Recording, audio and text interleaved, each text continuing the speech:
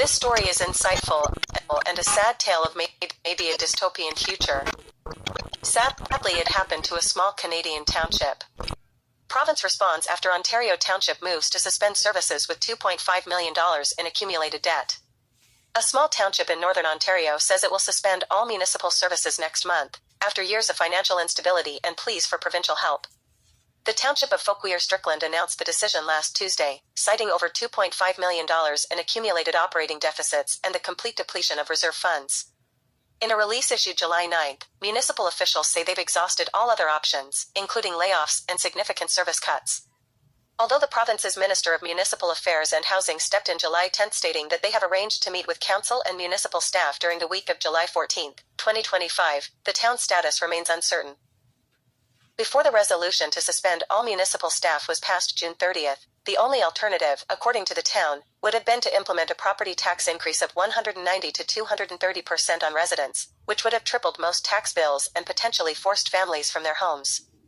The municipality says it has been operating with zero cash reserves for over a year, relying heavily on credit to fund ongoing operations.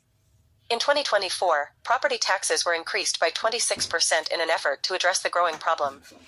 The township says they previously requested financial aid from the Ministry of Municipal Affairs and Housing, before receiving a letter from Robert Flack, Minister of Municipal Affairs and Housing on July 10th. Before the latest resolution, municipal employees were set to be laid off August 1, 2025. Dropping interprovincial trade barriers would add 30,000 housing starts, CMHC. CUPW to vote on Canada Post's final offer starting July 21st, company says. The town raised concerns, citing that the layoffs would have represented a significant loss for a community where the municipality is the largest local employer and one of the only sources of summer student employment. The temporary cessation of municipal services sends concerning signals, the township's initial release read, and could undermine years of progress in regional development.